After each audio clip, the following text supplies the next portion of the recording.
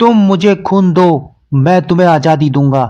क्या आप जानते हैं कि इस नारे ने भारत की किस्मत ही बदल कर रख दी?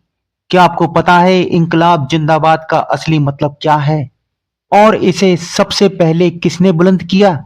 चलिए जानते हैं भारत के उन नारों के बारे में जिन्होंने अंग्रेजों की नींद उड़ाकर रख दी थी। इसमें पहला नाम आता आता है महात्मा गांधी जी का। इन्होंने करो या मरो और अंग्रेजों भारत छोड़ो जैसे प्रसिद्ध नारे दिए। 1942 में के भारत छोड़ो आंदोलन के दौरान उन्होंने ये नारा दिया जिसका अर्थ था कि या तो हम भारत को आजाद कराएंगे या इस प्रयास में अपनी जान दे देंगे। इसी कड़ी में दूसरा नाम है सुभाष चंद्र बोस जी का। तुम मुझे खून दो, मैं तुम्हें आजादी दूंगा। इसका मतलब है कि स्वतंत्रता मुफ्त में नहीं मिलती। इसके लिए देशवासियों को अपना बलिदान देना होगा। बलिदान देने के लिए हमेशा तैयार रहना होगा, क्योंकि बलिदान देने के बाद ही तुम अपने इस देश को आजाद करा पाओगे। इसीलिए सबसे पहले तुम खून दो, तभी हमें आजादी मिलेगी। क्रांतिवीर भगत सिंह ने भी एक नारा दिया। यह नारा था इंकलाब जिंदाबाद और साम्राज्यवाद का नाश हो का नारा बुलंद किया था। इसका मतलब था क्रांति अमर रहे। इसका उपदेश है कि अन्याय के खिलाफ निरंतर संघर्ष जारी रहेगा, चाहे इसके लिए हमें अपनी खून की एक एक बूंद क्यों ना बहानी पड़े। देश के पहले प्रधानमंत्री पंडित जवाहरलाल नेहरू ने भी एक नारा दिया। इन्होंने कहा पूर्ण स्वराज और आराम हराम है का नारा बुलंद किया था। इसका मतलब था कि अब आराम करने का वक्त नहीं, अंग्रेजों को भारत से भगाने का वक्त आ गया है। इसलिए अब आराम नहीं करना होगा, इनको भगाने का प्रयास करना होगा, चाहे इसके लिए अपनी जान क्यों ना देनी पड़े। ये है माननीय लाल बहादुर शास्त्री जी।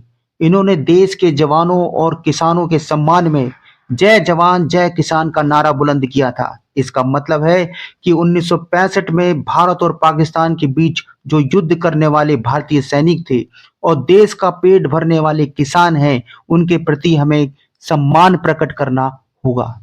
ये है लाला लाजपत राय। इन्होंने साइमन कमीशन वापस जाओ का नारा दिया, जिसका मतलब है कि भारतीयों के राजनीतिक भविष्य का फैसला केवल मुट्ठी भर अंग्रेज नहीं कर सकते। भारतीयों को खुद अपने देश का संविधान बनाने और उनकी नीति तय करने का खुद अधिकार है। अंग्रेज कौन होते हैं? बाल गंगाधर तिलक ने भी नारा दिया।